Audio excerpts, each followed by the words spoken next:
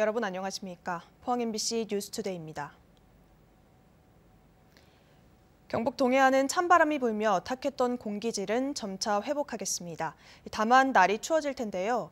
한낮에도 체감상 영하권에 머물겠습니다. 조주경 기상캐스터입니다. 북서쪽에서 밀려드는 찬바람에 미세먼지는 흩어지고 있습니다. 오늘 미세먼지 농도 보통 수준을 회복하겠는데요. 오전까지는 일시적으로 나쁨 수준을 보이는 곳이 있겠습니다. 대신 기온이 떨어지고 있습니다. 오늘 한낮 기온은 2도 선에 그치면서 어제보다 10도 이상 크게 떨어지겠습니다. 종일 춥겠으니까요. 따뜻하게 입고 나오시기 바랍니다. 이에 따라 경북 동해안에는 오늘 오후에 강풍특보가 발효되겠고요. 날이 건조해지면서 현재 포항과 경주에 내려져 있던 건조특보는 확대 강화될 가능성이 있겠습니다. 울릉도와 독도에는 많은 눈이 예보됐습니다. 내일 오전까지 5에서 20cm, 많은 곳에는 최고 30cm의 큰 눈이 내려 쌓이겠습니다. 이어서 자세한 오늘 날씨 보겠습니다. 오늘 아침 기온은 1도에서 3도 분포로 어제와 비슷하거나 조금 높게 출발하고 있고요. 한낮 기온은 경주와 영덕이 1도, 포항 2도, 울진 3도 선에 머물면서 낮 기온은 어제보다 6도에서 11도나 뚝 떨어지겠습니다.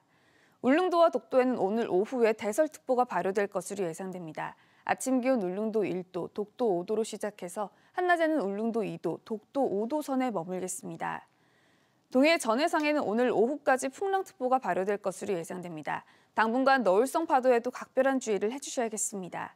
바다의 물결은 전해상에서 최고 5m까지 높게 일겠습니다. 내일은 오늘보다 더 춥겠습니다. 그리고 이번 추위는 주 후반까지 길게 이어질 것으로 예상됩니다. 날씨였습니다. 아파트 신축 현장에서 대형 건설 기계가 넘어져 상가 건물과 주차된 차량을 덮쳤습니다. 이 건물 안에 있던 직원이 크게 다쳤고 인근 주민들은 지진이 난 줄 알았다며 급히 대피했습니다. 배현정 기자가 보도합니다. 경북 경주의 한 아파트 신축 현장. 곧게 서 있던 대형 건설 장비가 서서히 옆으로 넘어가더니 바로 옆에 있는 축협 건물을 덮칩니다. 2층짜리 조립식 건물은 종이장처럼 찢어져 처참하게 부서졌습니다. 고압선도 불꽃을 내며 완전히 끊어졌습니다. 뭐가 쾅 하면서 정전이 그러니까 다다다닥 하면서 나갔어요, 전기가. 그래서 지진 났는 줄 알고 다 뛰어나가서 보니까 무너져 있었고 그럼 완전 아수라장이었죠, 뭐. 2층 벽이 무너져 내리면서 떨어진 파편들이 도로 양옆으로 널브러져 있습니다. 파편 같은 게 튀어서 되게 크더라고요, 볼트 같은 게. 그래서 그게 유리를 깨고 들어갔더라고요. 경북 경주시 황성동의 한 신축 현장에서 높이 45m의 항타기가 넘어졌습니다. 집안을 강화하기 위해 철제 파일을 박는 데 쓰는 건설 장비인데 장비를 세우는 적정 각도를 넘어서면서 그대로 전도된 겁니다. 항타기 조립하는 과정에서 신호수 작업자분하고 항타기 이제 운전원 그 기사분하고 신호가 서로 좀 미스매치가 좀 있어서 이 사고로 축협 건물 2층 식당에서 영업 준비를 하고 있던 직원 한 명이 크게 다쳤습니다. 피를 이제 뚝뚝 흘리시면서 어머니가 이제 피를 맞고 오셨거든요. 예. 또 길가에 주차된 차량 6대가 파손되고 일대의 전기 공급이 끊기면서 축협 업무도 중단됐습니다. 10kg 넘는 대방어 2마리랑 참돔하고 여러 가지 하러가 죽어서 한 약 100만 원 정도 손실이 있어요. 경찰은 아파트 시공업체 관계자를 상대로 안전수칙 준수 여부와 사고 원인을 조사하고 있습니다. MBC 뉴스 배현정입니다. 지난해 산재 사망 사고가 소폭 감소했지만 여전히 심각한 수준인 것으로 나타났습니다. 고용노동부가 잠정 집계한 지난해 산재 사고 사망자는 828명으로 전년도보다 54명 감소했지만 정부 목표치인 700명대 초반보다는 100명 이상 많았습니다. 사고 유형별로는 떨어짐이 42.4%로 가장 많았고 끼임 11.5%, 부딪힘 8.7%, 사업장외 교통사고 6.8%, 깔림 뒤집힘 6.5% 등으로 재래형 사고가 대부분이었습니다. 사업장별로는 50명 미만이 80.7%로 대부분을 차지해 중대재해처벌법이 오는 27일부터 시행되더라도 10명 미만 사업장은 2024년부터로 시행을 유예한 터라 산재 사망자 감소에는 별 효과가 없을 것으로 예상됩니다. 정부가 자금 여력이 부족한 사업장에 산재 예방을 위한 시설 개선에 3,563억 원을 투자하기로 하고 올 초부터 사업장당 최대 10억 원을 저리로 융자 지원하고 있습니다. 지원 대상은 산재보험에 가입한 사업장과 산재 예방을 목적으로 설립한 법인 등으로 50명 미만 고위험 사업장과 직업계고 현장 실습 참여 기업이 우선 대상입니다. 융자 지원금은 인체에 유해하거나 위험한 기계를 교체하거나 방호 및 보호기구 제조 등에 사용돼야 합니다. 최근 SNS상에서 신발을 신은 채 오징어를 밟고 바로 옆에서 라면을 먹는 등 비위생적으로 건조 오징어를 가공하는 영상이 공개돼 논란이 일었습니다. 이 식약처가 해당 업체를 조사한 결과 식품위생법 위반 사항들이 적발됐습니다. 박성아 기자입니다. 흰 실내화를 신은 작업자가 장판에 놓인 건조 오징어를 여러 차례 눌러밟습니다. 위생복도 입지 않은 채 오징어를 옮기고 심지어 바로 옆에서 라면까지 먹습니다. 최근 한 SNS에 건조 오징어 작업장에서 일하는 노동자가 올린 영상입니다. 비위생적인 작업 방식으로 논란이 커지자 식품의약품안전처가 현장 조사에 나섰습니다. 조사 결과 해당 업체에서 여러 건의 식품위생법 위반 사항들이 적발됐습니다. 작업자들이 위생모와 마스크를 착용하지 않았고 위생 조치도 하지 않은 채 오징어를 밟아 펴는 등 비위생적인 작업이 확인된 겁니다. 위생적으로 오염되지 않는 형태로 이제 관리를 해야 되는데 작업하러 직접 오징어를 밟는 형태가 되기 때문에 논란이 된 이 업체에서 생산한 건조 오징어 3,900kg가량은 전량 폐기됐습니다. 업체 측은 평소 위생적으로 작업해왔다며 영상에 찍힌 모습은 관리자가 자리를 비운 사이 벌어진 일이라고 해명했습니다. 업계에서는 오징어를 밟는 것 자체는 정상적인 공정이라며 이번 일이 자칫 오징어 소비 위축으로 이어지지 않을까 우려의 목소리가 나옵니다. 비닐을 깔고 그 위에 다시 비닐을 덮고 그다음 이제 밟아주는 게 정상적인 절차죠. 관할관청인 영덕군은 해당 업체에 과태료를 부과하고 비위생적인 작업에 대해 시정명령을 내렸다고 밝혔습니다. MBC 뉴스 박성아입니다. 포스코 지주사 전환과 관련해 경제개혁연대는 포스코에 공문을 보내고 앞서 밝힌 자회사 비상장 원칙을 지주회사 포스코홀딩스 정관에도 반영해야 한다고 주장했습니다. 경제개혁연대는 포스코가 자회사 비상장 원칙을 포스코 정관에 포함시켰다고는 하지만 포스코홀딩스는 1인 주주로서 언제든 포스코의 정관을 변경할 수 있고 다른 비상장 자회사와 손자 회사 등에 관해 아무런 언급이나 정책 제시도 없다고 지적했습니다. 따라서 오는 28일 임시주총 이전에 포스코홀딩스의 정관을 수정해 그룹 전체의 자회사 비상장 정책 방향성을 제시할 필요가 있다고 강조했습니다. 지구 온도가 2도 올라가면 한국에서 여름이 20일 늘어난다는 연구 결과가 발표됐습니다. 포스텍 환경공학부 민승기 교수 등 연구팀은 대규모 앙상블 기후 모델, 실험 자료를 이용해 분석한 결과 지구 온도가 2도 올라가면 한국을 포함한 동아시아와 지중해, 미국 등 중위도 지역의 여름 길이는 현재 91일에서 20일에서 21일 더 늘어날 것으로 예측됐다고 밝혔습니다. 또 1.5도 오르면 여름 길이는 12일에서 13일 더 늘어나며 이상 고온 발생 빈도는 현재 매년 2일 정도지만 1.5도 높아지면 약 4일, 2도 높아지면 약 6일 늘어날 것이란 예측이 나왔습니다. 이번 연구 성과는 세계적 학술지 환경연구회보에 실렸습니다. 지난해 국가 로봇 테스트 필드 유치로 대구의 로봇 산업이 주목을 받고 있죠.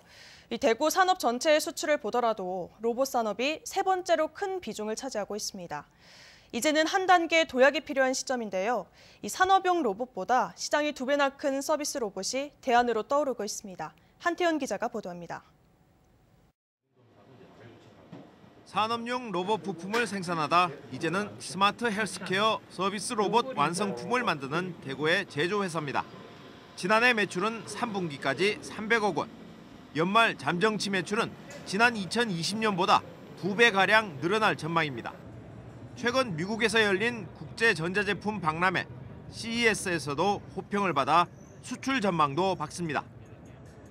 재택 근무가 늘고 사람들이 어떤 공공장소의 출입을 이제 조금 과거보다는 조금 적게 할 겁니다. 이제 그런 부분이 가정에서 많은 것이 이루어지게 되고 이런 부분에서 이제 서비스 로봇의 어떤 중요성이 앞으로 더 커질 것이다.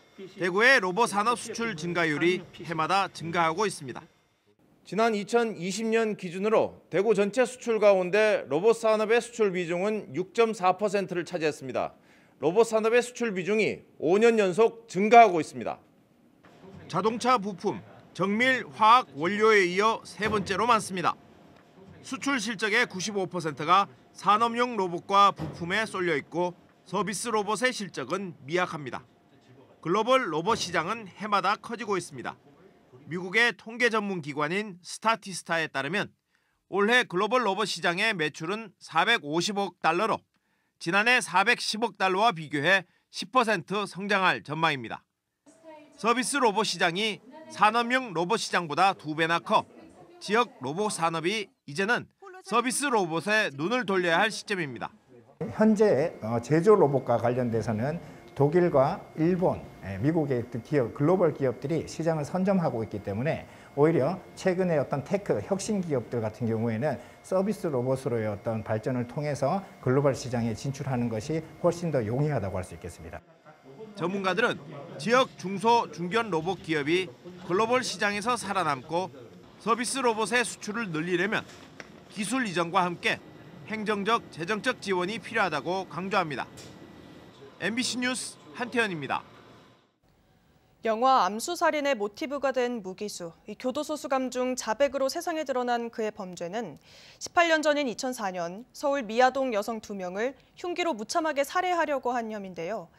자백 직후인 2019년 공소시효 만료 닷새 전에 검찰이 기소했고 3년간의 재판 끝에 징역 20년을 구형했지만 1심 재판부는 무죄를 선고했습니다. 이 무기수는 이미 서울 방이동 부녀자 살인과 석촌동 전당포 연쇄살인범으로 이 2차례 무기징역을 선고받고 수감 중입니다. 이도훈 기자입니다. 2004년 저지른 서울 부녀자 살인, 전당포 연쇄살인으로 이미 2번의 무기징역을 선고받아 경북 북부 제1교도소에 수감 중인 56살 이모 씨.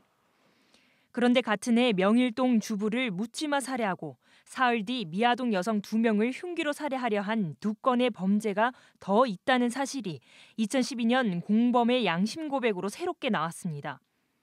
이 씨의 공범은 교도소에서 사망 일주일 전에 이런 사실을 자신을 수사했던 경찰에 털어놨습니다.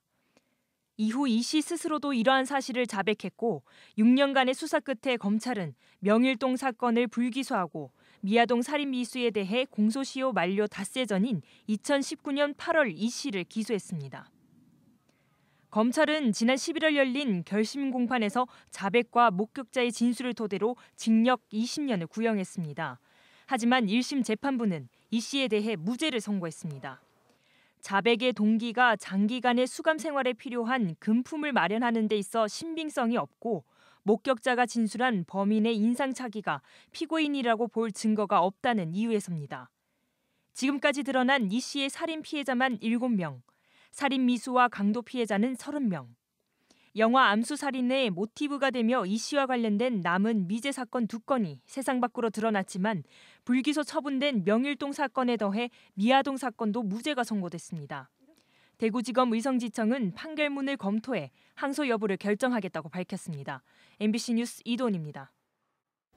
포항 환호공원에 설치된 스페이스워크가 개장 이후 11만 명이 넘는 방문객이 다녀간 것으로 집계됐습니다. 스페이스워크는 일출과 일몰, 야경이 아름다운 포항의 새로운 관광 명소로 지난해 11월 19일 개장 이후 전국에서 많은 방문객이 찾고 있습니다.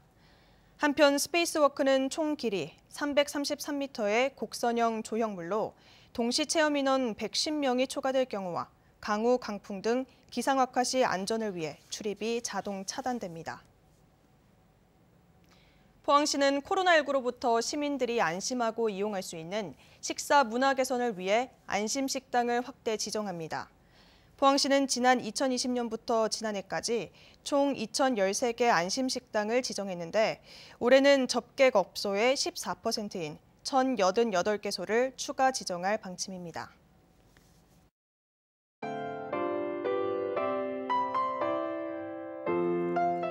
북서쪽에서 밀려드는 찬바람에 미세먼지는 흩어지고 있습니다. 오늘 미세먼지 농도 보통 수준을 회복하겠는데요. 오전까지는 일시적으로 나쁨 수준을 보이는 곳이 있겠습니다. 대신 기온이 떨어지고 있습니다. 오늘 한낮 기온은 2도 선에 그치면서 어제보다 10도 이상 크게 떨어지겠습니다. 종일 춥겠으니까요. 따뜻하게 입고 나오시기 바랍니다. 이에 따라 경북 동해안에는 오늘 오후에 강풍특보가 발효되겠고요. 날이 건조해지면서 현재 포항과 경주에 내려져 있던 건조특보는 확대 강화될 가능성이 있겠습니다. 울릉도와 독도에는 많은 눈이 예보됐습니다.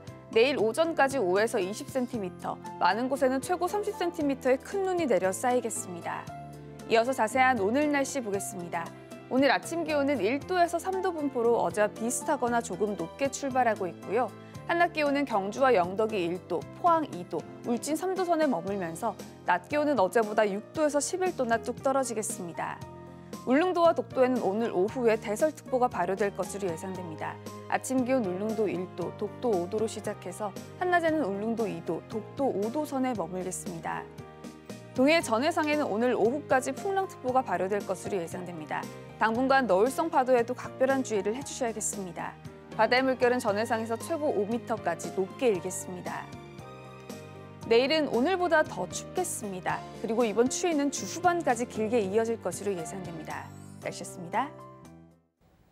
이상으로 포항 MBC 뉴스를 마칩니다. 시청해주신 여러분 고맙습니다.